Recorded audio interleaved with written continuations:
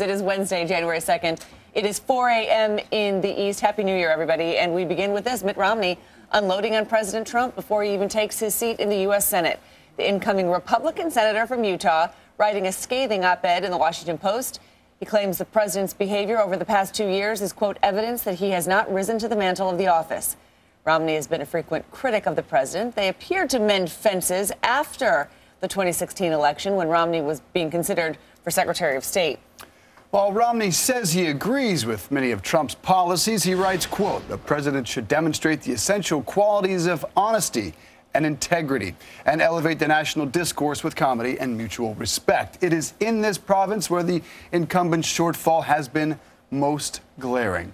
The op-ed indicates Romney is planning to be the president's new Republican foil in the Senate, with Bob Corker and Jeff Flake both departing. President Trump's 2020 campaign manager, Brad Parscale, responded to Romney's op-ed, tweeting this: jealousy is a drink best served warm, and Romney just proved it. What? Mitt Romney will speak with Jake Tapper today. The lead airs at 4 p.m. Eastern on CNN, so we will hear from the former Republican nominee for the presidency. Jealousy is a drink best served warm. Perhaps the chaser to the dish, which is revenge, best served cold? Maybe.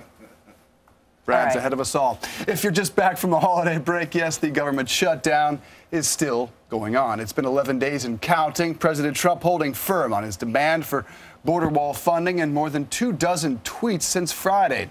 Today, he's invited congressional leaders from both parties to meet with him at the White House. That hasn't happened since the shutdown started. About a quarter of the federal government has been frozen for nearly 2 weeks.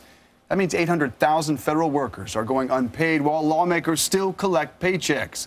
Jessica Dean with more from the White House. Good morning, Dave and Christine. Here at the White House, there is expected to be a meeting with the president and leadership from the House and Senate from both parties later this afternoon. Details still being worked out on all of this, but we are told to expect a briefing from the Department of Homeland Security during that meeting. Of course, the two sides in this shutdown still pretty far apart. President Donald Trump, for the past several days, has been tweeting about the wall, how he must have the wall, and the $5 billion to fund it, the funding for that wall, and Democrats who will take over the House on Thursday and who plan to vote on a package of bills that includes $1.3 billion for border security, but no funding for a wall, no mention of a wall. So, of course, a lot there in the middle for them to both sides to compromise on. The question is, will there be any movement here at the White House this afternoon when that meeting takes place? We'll certainly be keeping an eye on it. Dave and Christine. All right, Jessica Dean at the White House, thank you. So the impact of this shutdown is widening now. The Smithsonian tweeting that all museums, research centers, and the National Zoo will shut down today. And California's Joshua Tree National Park closed its campgrounds for health and safety concerns as toilets reach their capacity. Driving off-road and other infractions that damage natural resources are also becoming a problem.